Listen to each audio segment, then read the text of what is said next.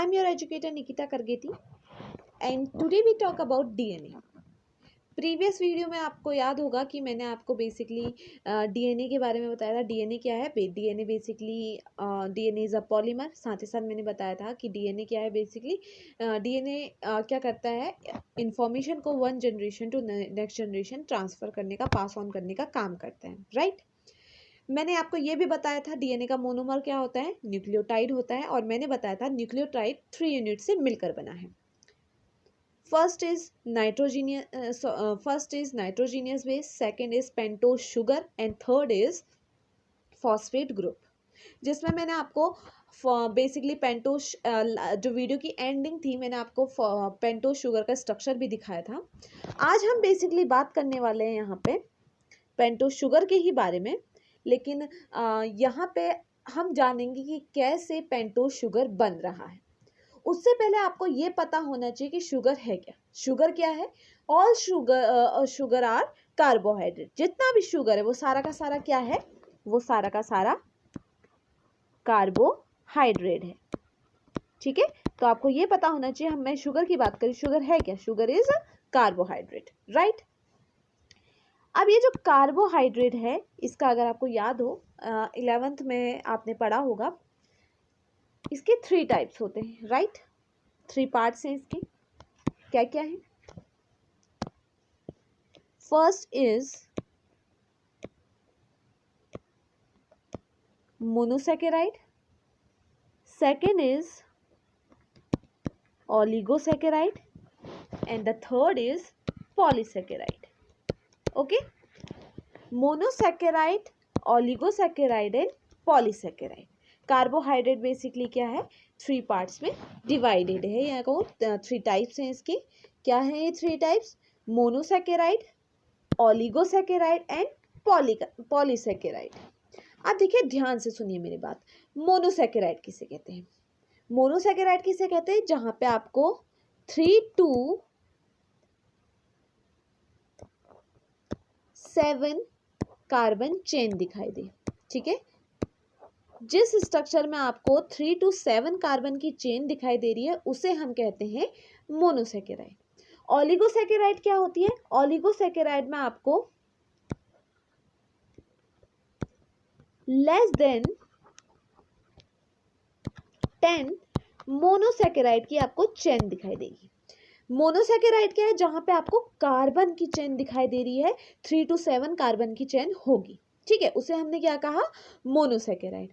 ऑलिगोसैकेराइड क्या है? यहाँ पे आपको मोनोसैकेराइड की चेन दिखाई देगी जो क्या होगी? लेस देन 10 होगी। और पॉलीसैकेराइड किसे कहते हैं? मोर देन 10 मोनोसैकेराइड चेन, ठीक है। मोनोसैकेराइड की चेन जो क्या हो 10 से ज्यादा हो, ठीक है, तो हम उसे क्या कहेंगे? पॉलीसैकेराइड। अगर लेस देन 10 है तो उसे हम ऑलिगोसैकेराइड कहेंगे। और मोनोसैकेराइड किसे कहेंगे? जहां पे आपको 3 to 7 कार्बन की चेन दिखाई दे रही है। ये 11th का एक बहुत अच्छा इंटरेस्टिंग टॉपिक है जिसमें पूरे का पूरा डिटेल में बताया गया है मोनोसैकेराइड के बारे में, ऑलिगोसैकेराइड के बारे में एंड पॉलीसैकेराइड के बारे में। अगर मुझे मैं कोशिश करूंगी कि आपको ये कार्बोहाइड्रेट के बारे में एक वीडियो दूं और जो आपको केमिस्ट्री में भी हेल्पफुल हो, क्योंकि केमिस्ट्री में आपका एक पोर्शन है बायोमोलिक्यूल, और बायोमोलिक्यूल में बेसिकली 11th में ये बायो का पोर्शन है और 12th में ये केमिस्ट्री का पोर्शन है। और बहुत ही अच्छा और इंटरेस्टिंग टॉपिक है ये, हम इसके बारे में भी डील करेंगे। आज के लिए ये इतना आपको पता होना चाहिए, और अगर आपको इतना समझ में आ गया तो आगे की प्रोसेस भी आपको अब समझ में आएगी। देखिए, अभी आज हम जो बात करेंगे, हम बात करने वाले हैं मोनोसैकेराइड के बारे में। हम बात करने वाले हैं मोनोसैकेराइड के बारे में। आखिर मोनोसैकेराइड क्या है? क्या है monosaccharide? 3 to 7 carbon chain. 3 to 7 carbon की चेन को हम क्या कहते हैं? मोनोसैकेराइड। अब देखिए, अगर मान लो कितने कार्बन की चेन है? 3 कार्बन की चेन है, तो हम इसे क्या कहेंगे? इसे हम कहेंगे ट्रायोज शुगर। अब कंफ्यूज नहीं होना, अभी मैंने बताया शुगर क्या है। All sugar are carbohydrate. जितने भी शुगर हैं वो क्या है? कार्बोहाइड्रेट है। तो अगर 3 कार्बन की चेन दिखाई दे रही है, मतलब कि वो कौन सा शुगर होगा, दैट मीन्स वो ट्रायो शुगर होगा। आपको मैं बता दूं, अगर आप केमिस्ट्री का ये आपके काम भी आएगा, जैसे कि अगर 1 कार्बन है तो हम उससे कहते हैं मोनो, अगर 2 कार्बन है तो हम उसे कहेंगे डाई, अगर 3 तो ट्राई, 4 तो टेट्रा, 5 तो पेंटा। ये आपको याद करने पड़ेंगे, ये आपके आगे काम आएंगे। मोनो, डाई, ट्राई, टेट्रा, पेंटा, हेक्सा, ऑक्टा, ये आपके काम आएंगे।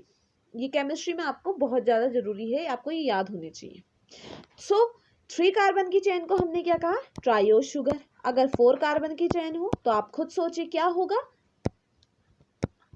Tedros, ट्रेटोस sugar. अगर 5 कार्बन की चेन है तो पेंटोस शुगर। और मैंने आपको बताया था डीएनए किससे बना है, न्यूक्लियोटाइड से। एंड न्यूक्लियोटाइड क्या होता है, न्यूक्लियोटाइड बेसिकली तीन यूनिट से मिलकर बना है, nitrogenous base, pentose sugar and phosphate group. तो यहाँ पे हमें मिल गया पेंटोस शुगर, दैट मीन्स जो पेंटोस शुगर है वो कितने कार्बन से मिलकर बनी होगी, 5 कार्बन से मिलकर बनी होगी। चलिए मैं आपको पेंटोस शुगर के 2 एग्जांपल्स भी बनाती हूँ और आपको और भी इसके बारे में अच्छे से पता चलेगा। एक एग्जांपल है इसका राइबोस, और एक एग्जांपल है इसका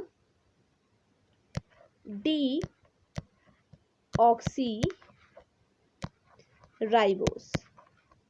ओके, तो देखिए मोनोसेकेराइड मैंने क्या बताया, 3 to 7 कार्बन की चेन को हमने कहा मोनोसेकेराइड। मैंने पेंटोस शुगर के बारे में क्या कहा, बेसिकली पेंटोस शुगर क्या है, 5 कार्बन चेन है। लेकिन आपको याद होगा मैंने जिस दिन आपको डीएनए के बारे में पढ़ा रही थी, मैंने आपको डीएनए की फुल फॉर्म बताई थी, क्या थी, डीऑक्सी राइबोन्यूक्लिक एसिड।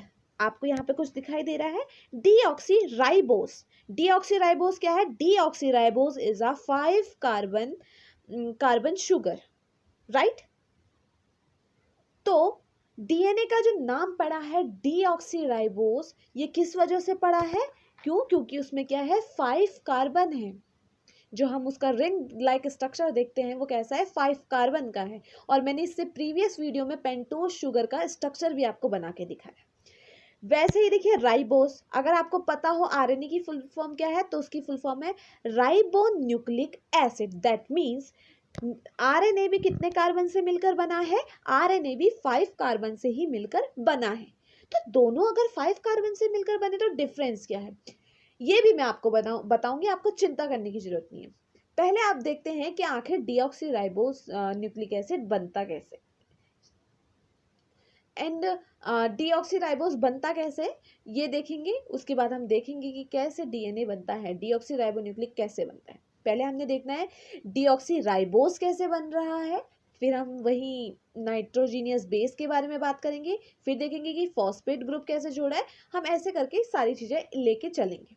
चलिए हम बात करते हैं सबसे पहले कि आखिर ये डीऑक्सीराइबोस बन कैसे रहा है, या फिर मैं कहूँ ये जो चेन की मैं बात कर रही हूँ, 5 जो कार्बन की चेन है वो रिंग लाइक स्ट्रक्चर बना कैसे रही है, पेंटोस शुगर बना कैसे रही है। तो देखिए सबसे पहले तो हम क्या करते हैं, 5 कार्बन की चेन ले लेते हैं, 1 2 3 4 5, ये हो गई 5 कार्बन की चेन, राइट। अब इस 5 कार्बन की चेन में हम लगा लेते हैं सबसे ऊपर वाला जो होता है, सबसे ऊपर वाले में आपको कौन सा बेसिकली CHO ग्रुप लगता है, सबसे ऊपर क्या लगता है, CHO ग्रुप लगता है। यहाँ सबसे ऊपर क्या लगेगा, CHO ग्रुप, ठीक है, यहाँ पे लगा लेते हैं हम, CHO ग्रुप लग गया, राइट। फर्स्ट वाले में क्या लगेगा आपका, CHO ग्रुप लगेगा, फर्स्ट वाले में क्या लगेगा, CHO ग्रुप लगेगा। बाकी जितने भी हैं बाकी सब में क्या लगेंगे, एक हाइड्रोजन एन, बेसिकली यहाँ पे क्या होगा, एक hydrogen and OH group, hydrogen लगा लेते हैं इस साइड सारे, हाइड्रोजन, तो यहाँ पे क्या लग गया, OH ग्रुप।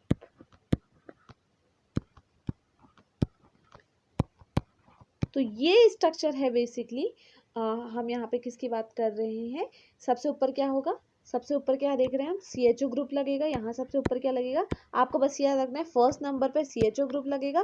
बाकी उनमें क्या होगा, एक हाइड्रोजन ग्रुप और एक क्या लगेगा, एक OH ग्रुप। इतने में क्या लगा आपका पूरा OH ग्रुप।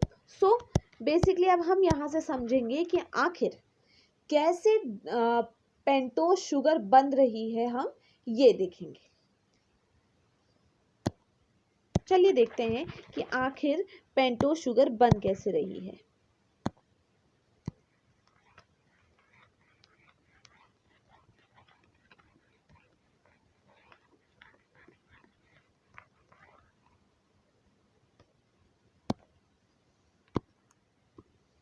एंड आपको ये अगर आपको ये समझ में आ गया तो आपको DNA को समझने में ज़्यादा प्रॉब्लम आएगी नहीं, अगर आपको पता होगा कि हुआ कैसे।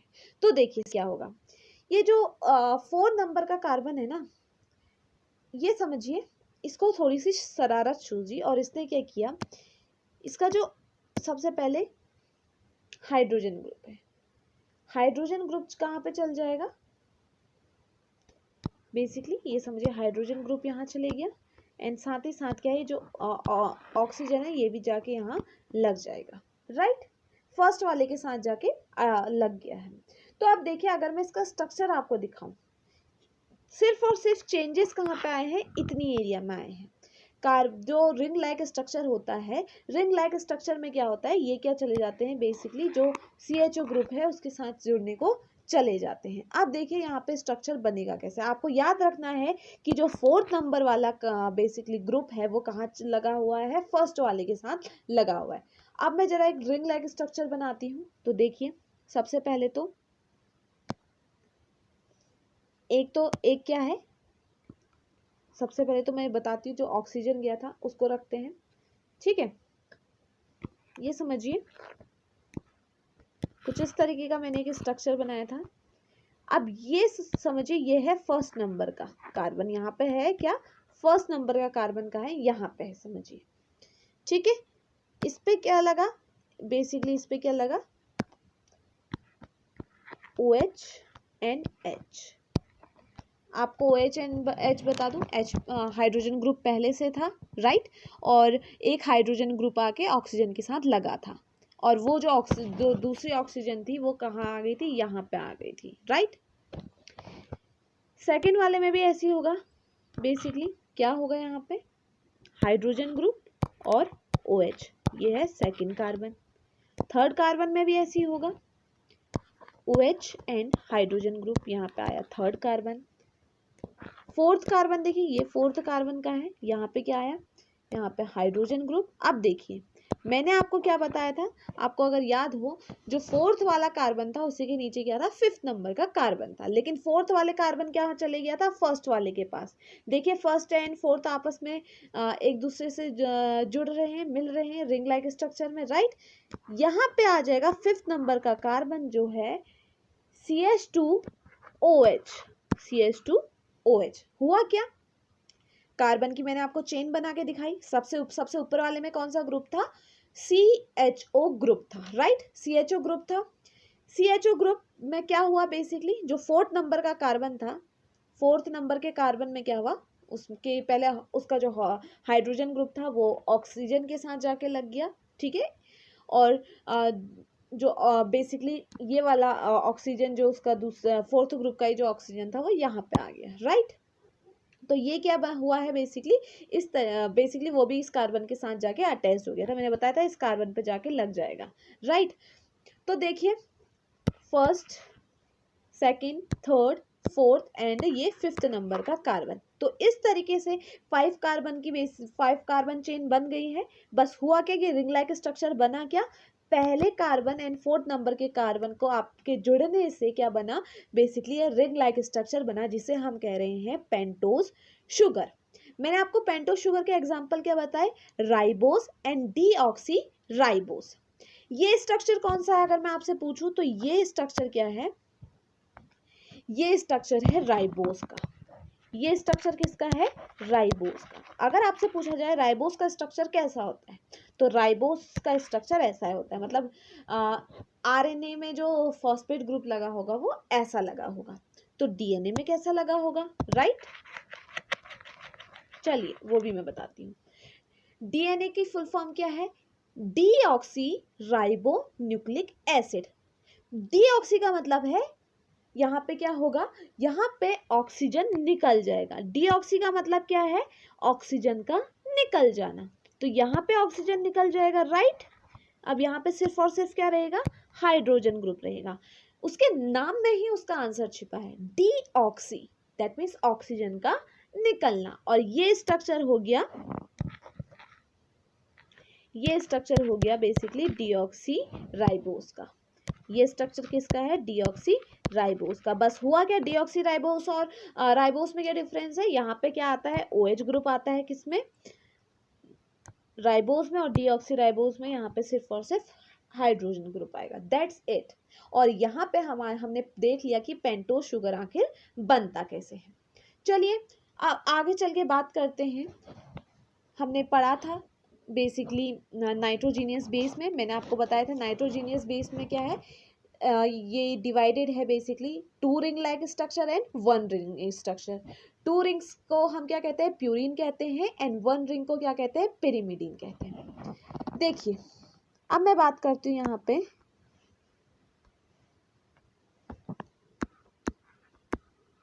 Purine and pyrimidine.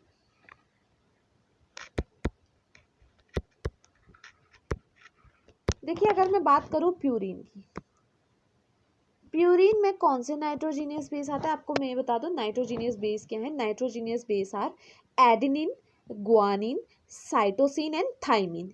किसमें, डीएनए में। आरएनए में क्या होता है, एडेनिन, ग्वानिन, साइटोसिन, थाइमिन की जो जगह वहां पे यूरेसिल आ जाता है। बस आपको ये याद रखना है, डीएनए आरएनए में चीजें सेम है, बस क्या है नाइट्रोजीनियस बेसिस में एक चेंज है। नाइट्रोजीनियस बेस में क्या चेंज है, बेसिकली थाइमिन की जगह वहां पे यूरेसिल आ जाता है नाइट्रोजीनियस बेस में। और पेंटोज शुगर में क्या हो रहा है, पेंटोज शुगर में बेसिकली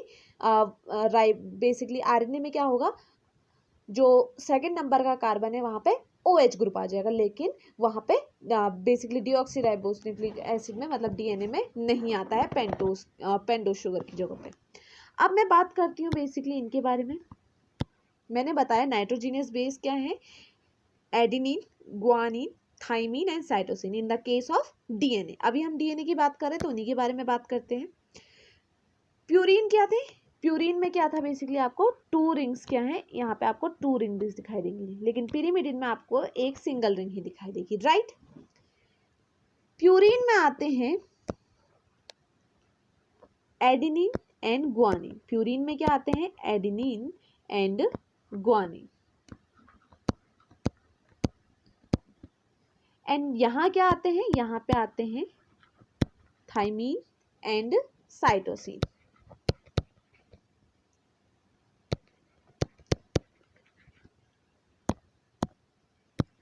तो आपको याद रखना है कि कहाँ पे क्या आ रहा है। क्या याद रखना है आपको कि basically adenine and guanine, adenine and guanine किस में आते हैं, एडेनिन एंड ग्वानिन आते हैं प्यूरिन में। अगर आपसे पूछा जाए प्यूरिन कौन कौन से हैं, तो प्यूरिन क्या क्या है, एडेनिन एंड ग्वानिन प्यूरिन है। और पिरिमिडिन क्या है, थाइमिन एंड साइटोसिन, ये क्या है, पिरिमिडिन है। और ये तो है क्या, basically these are the nitrogenous base. ये क्या है, नाइट्रोजीनियस बेस है, adenine, guanine, thymine, cytosine. Okay, so ये क्या है, नाइट्रोजीनियस बेस है। अब देखिए मैंने आपको क्या बताया, डीएनए किस किस से बना हुआ है, डीएनए किससे बना है, डीएनए बना है न्यूक्लियोटाइड से, राइट। और न्यूक्लियोटाइड किससे बना है, नाइट्रोजीनियस बेस। ये क्या है, ये है नाइट्रोजीनियस बेस, राइट। एंड मैंने क्या बताया, और किससे बना है, पेंटोज शुगर। तो जरा मैं यहाँ पे पेंटोज शुगर का एक स्ट्रक्चर बना लेती हूँ, कुछ इस तरीके का है pentose sugar, right. Pentose sugar में आप समझिए क्या हुआ, इस पेंटोज शुगर में क्या लग गया, एडेनिन आके लग गया, ठीक है। इस पेंटोज शुगर में क्या हुआ, एडेनिन आके लग गया। एडेनिन ये कार्बन से जो जुड़ रहा है, यहाँ पे कौन सा बॉन्ड आएगा, एडेनिन मतलब कि जो पेंटोस शुगर एंड जो नाइट्रोजीनियस बेस जो है ये किसकी वजह से आपस में जुड़ रहे हैं, किसकी वजह से जुड़ रहे हैं, बिकॉज ऑफ, यहाँ पे कौन सा बॉन्ड आएगा, यहाँ पे आएगा ग्लाइकोसिडिक बॉन्ड। यहाँ पे क्या आएगा, ग्लाइकोसिडिक बॉन्ड। ग्लाइकोसिडिक बॉन्ड क्या करता है, basically pentose sugar and nitrogenous base को आपस में जोड़ रहा है, राइट।